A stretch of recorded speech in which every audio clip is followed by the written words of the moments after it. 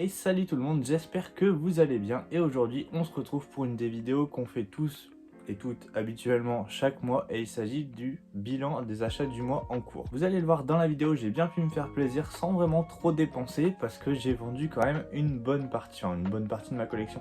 J'ai fait un tri dans mes séries et j'ai vendu tout ça, donc si vous voulez voir quelques raisons pour lesquelles j'arrête certaines séries, je vous mets aussi la petite vidéo que j'ai sortie récemment sur 10 séries que j'ai arrêtées et je vous donne un petit peu les raisons du pourquoi, du comment j'ai arrêté ces séries. Mais c'est grâce à la vente de tout ce beau petit lot que j'ai pu prendre pas mal de séries en cours justement et j'ai pu me faire plaisir ce mois-ci. Donc vous verrez, ce mois-ci j'étais plutôt sage, j'avais complété beaucoup de séries, enfin je me suis laissé tenter par quelques nouveautés mais bon ça...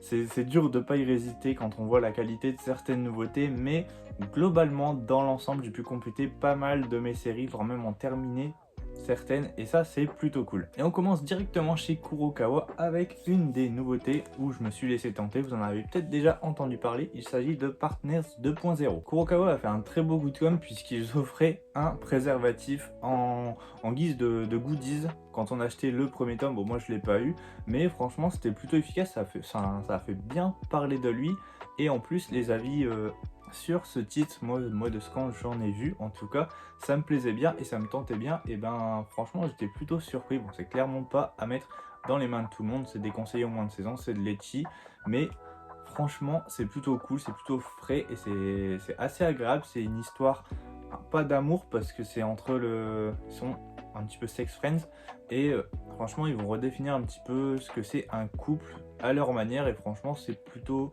très agréable à suivre, les dessins sont plutôt beaux, les personnages sont assez attachants et en plus je trouve ça assez original comme concept et c'est très bienveillant. Enfin, il n'y a rien de malsain dedans, au contraire c'est vraiment très très bien, et j'attends d'avoir le tome 2 pour me faire un avis encore plus poussé, mais en tout cas ce début de série c'est clairement validé pour moi. Et aussi chez Kurokawa, j'ai pu compléter la série Full Metal Alchemist en Perfect Edition avec le tome 11, 12, 13 et 14. Et ça y est, je suis à jour sur la Perfect Edition. J'ai arrêté la lecture au tome 2, j'attends d'avoir beaucoup de tomes pour pouvoir les lire. Là c'est le cas, j'en ai 12. Je sais qu'il va en avoir 18, et vu que je connais pas du tout Full Metal Alchemist, j'ai jamais vu, j'ai jamais regardé soit l'anime soit le manga, je l'ai jamais lu, donc pour moi c'est une totale découverte et je préfère tout me dévorer, tous les tomes, parce que franchement de ce que j'ai lu des 2 premiers tomes, je suis vraiment grave dedans, et je pense que c'est une des séries que je dois me faire, pas en one shot mais genre avec un maximum de tomes pour l'apprécier au maximum justement.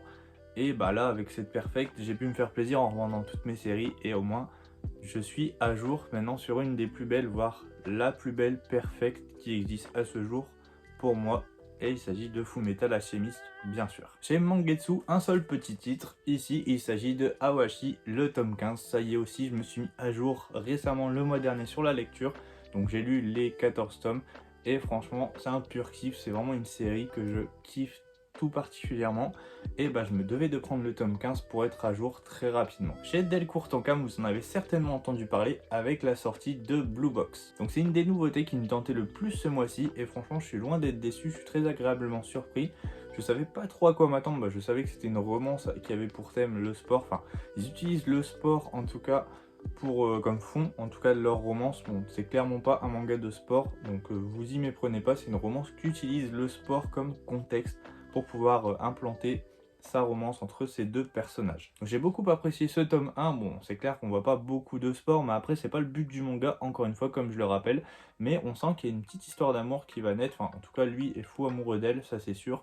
Elle, on se doute un petit peu qu'elle a des vues sur lui, mais c'est pas explicite, mais en tout cas je pense qu'on va avoir le droit à une belle histoire d'amour, et j'ai hâte d'avoir le tome 2 pour pouvoir voir si vraiment le coup de cœur du tome 1 va se continuer. Et la deuxième nouveauté que j'attendais le plus ce mois-ci, il s'agit de Boss ou Crève avec le tome 1 et le tome 2 sortis directement, et c'est une série terminée en 2 tomes chez Naban Édition. Donc l'ambiance est très particulière puisque comme son nom l'indique, soit tu bosses, soit tu crèves. Donc dans une société au Japon où si dans les 6 mois à venir tu bosses pas, très clairement soit tu subis un lavage de cerveau et tu es reprogrammé pour pouvoir travailler et rentrer dans la société correctement, soit tu vas dans des camps de concentration et tu subis mais quelque chose de pire que l'enfer.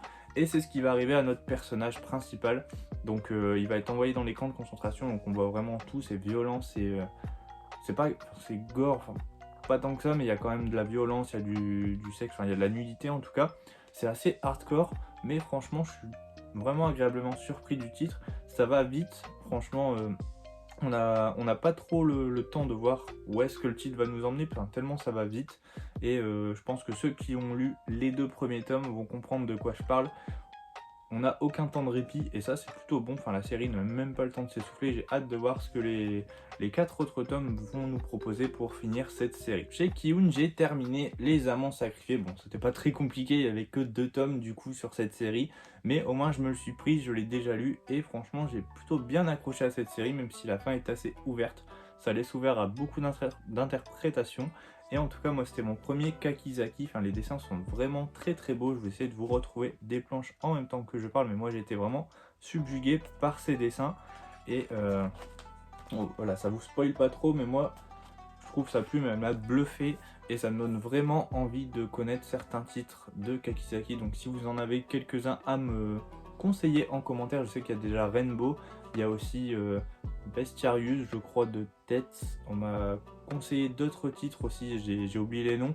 Mais franchement, si vous avez un seul manga à me conseiller de lui, mais donnez-le moi, je suis vraiment preneur. Suite à ma vidéo Mangatech que j'ai publiée très récemment, il y a peut-être 2-3 semaines, enfin en tout cas c'était en milieu de mois, et ben beaucoup m'ont conseillé de continuer Beastars et en tout cas ma copine a suivi ce conseil puisqu'elle m'a offert très gentiment ce tome 5, donc j'étais arrivé au tome 4 de Beastars, donc voilà, je continue Beastars sur les conseils de vous, donc de la communauté, et bah ma copine a suivi ce conseil, elle a voulu me pousser à continuer cette série, et voilà, elle m'a offert ce tome 5 de Beastars. Une autre fin de série que j'apprécie particulièrement avec The Killer Inside, avec le tome 9, 10 et 11, et le 11e tome conclut cette magnifique série de The Killer Inside. Donc moi je m'étais arrêté au tome 6 ou 7 parce que justement c'est un thriller, c'est une enquête et je pense que pour apprécier pleinement il faut avoir beaucoup de tomes pour pouvoir suivre à fond dans l'histoire, pour être à fond dans l'histoire. Et là bah voilà, parfait, j'ai 4 tomes je crois à lire pour avoir la fin, donc je vais m'empresser de pouvoir les lire maintenant et j'ai hâte de voir comment le manga va se terminer. Mais après, au vu de cette couverture, ça peut bien se terminer. Mais je vois pas trop comment ça peut bien se terminer, en tout cas d'où est-ce que j'en étais, j'étais au tome 6 ou 7. Ça annonce clairement rien de bon, mais je vais me les lire prochainement dans un petit marathon. Je me les garde pour un marathon, donc je vous expliquerai juste après. C'est un petit défi que je vais me lancer sur YouTube et je vous explique juste après avec d'autres titres justement qui rentrent dans cette catégorie. Mais en tout cas, lisez The Killer Inside, c'est vraiment un manga très très prenant. Et enfin, toujours chez Ki-hoon, cette fois-ci j'ai un petit peu triché parce que j'ai trouvé l'intégrale d'une série en occasion avec L'île de Ozuki de Kei-Sanbe, donc les tomes 1 à 4. Je les ai trouvés en occasion. J'ai commencé une série mais j'ai terminé directement, donc voilà, ça compte pas trop. Au moins j'ai pas de série à rattraper. Mais vu que j'adore l'auteur, j'ai beaucoup aimé Echoes et Erased, en tout cas je me suis dit bah pourquoi pas, j'ai vu que c'était terminé en 4 tomes, donc je me les suis pris, c'est pareil, en occasion. J'ai foncé dessus, il y en a qui m'ont dit que c'était pas mal, donc j'ai hâte de me faire mon propre avis. En tout cas c'est en 4 tomes, ça va, c'est pas très long, et au moins si la série me plaît pas, je pourrais revendre l'intégrale, mais je pense qu'il n'y a pas trop de risque, la série va vraiment me plaire. Toujours en occasion, mais cette fois-ci chez Kana, j'ai pu trouver le tome 38 et le tome 39 de Détective Conan. Et bah pareil, c'est une série comme je vous l'avais déjà dit, que je vais compléter petit à petit au fur et à mesure. C'est vraiment pas pressé, mais si je trouve des tomes par-ci par-là en occasion, je me les ferai. Et un jour, peut-être, pourquoi pas, j'arriverai au 101e tome, je crois qu'il y en a 101 ou 102 à l'heure où je vous parle. Un jour j'y arriverai et un jour je les lirai. Un jour. Et donc à la revente de toutes mes séries que j'ai pu vendre, justement de tous mes mangas que j'ai pu vendre, dont je voulais m'en séparer, j'ai pu rattraper mon retard sur Boruto, donc du tome 11 au tome 16. Moi je me suis pas du tout fait spoiler par l'animé, je sais pas du tout ce qui se passe, je crois que je suis en plein dans l'arc, à chaque fois je doute entre Kakizaki et je regarde Kawaki, voilà, entre Tokyo Revengers qui est Kakizaki et Kawaki, franchement les noms ils se ressemblent un petit peu beaucoup. Mais en tout cas voilà, je suis en plein dans l'arc Kawaki et je kiffe, mais ça se lit tellement vite que moi je voulais avoir plusieurs tomes d'avance et je me suis laissé déborder justement, et c'était l'occasion parfaite pour pouvoir me prendre l'intégrale de mon retard, en tout cas de Boruto. Et comme je vous ai dit, je vais me lancer dans un petit défi sur YouTube. En tout cas, je vais le tourner dans pas très longtemps, donc ça me permettra de tout lire d'un coup. Je vais me lancer le défi de lire 24 mangas en 24 heures, on va voir si c'est possible, mais cette fois-ci je sélectionne des mangas qui vont se lire assez rapidement, et Boruto en fait partie très clairement. C'est un manga que je lis entre 20 et 30 minutes, donc franchement c'est assez rapide. Et voilà, si vous voulez voir si je réussis ce défi, allez voir si la vidéo est déjà disponible. En tout cas, elle sera disponible dans pas très longtemps. Moi je la tourne dans 2-3 jours à l'heure où je tourne la vidéo, et je vous la mets dans pas très longtemps, donc allez voir si vous voulez voir si lire 24 mangas c'est possible en 24 heures. Et enfin, dernier éditeur, il s'agit de Glénat, et je me suis pris en retard le tome 19 de Dragon Ball Super. Donc pareil, celui-là il va être lu dans le marathon 24 heures, puisque Dragon Ball Super ça se lit assez vite aussi. Et là je suis en plein dans l'arc Granola, donc voilà, c'est plutôt cool. J'ai hâte de voir ce que va nous réserver cet arc. Certains disent qu'il est bon, en plus il y a Bardock dedans qui est revenu. Donc voilà, j'ai hâte de voir ce que nous réserve la suite. Et enfin, pour terminer, je me suis pris le tome 23 de Tokyo Revengers, donc on en parlait de Kisaki. Cette fois-ci, je me suis pris le tome 23 aussi pour pouvoir le lire dans mon marathon 24 heures, puisque Tokyo Revengers, c'est un des mangas les plus rapides que je peux lire.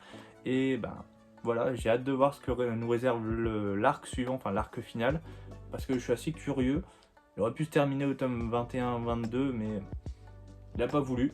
Donc voilà, j'ai hâte de voir ce que va nous réserver ce tome 23 et ce début de ce dernier arc en tout cas. Et voilà, on en a terminé avec la présentation de mes achats manga du mois. Et franchement, j'ai pas beaucoup dépensé pour ce que j'ai eu quand même pas mal de choses. J'ai complété beaucoup de séries, j'en ai terminé aussi certaines. Et c'est plutôt cool. Et maintenant, il reste plus qu'à faire ce fameux marathon 24 heures pour lire 24 mangas. On va voir si j'y arrive. Cette vidéo 24 heures, soit elle va sortir très prochainement, soit elle est déjà sortie à l'heure où vous regardez cette vidéo. Donc je vous invite à aller voir si vous aimez ce genre de petits défis. J'espère vraiment réussir, on verra si c'est faisable. Et justement, pour pas louper cette vidéo, je peux que t'inviter à t'abonner à la chaîne directement. Et sur ce, je vous souhaite une bonne journée, de très bonnes lectures, et je vous dis à la prochaine pour de nouvelles vidéos.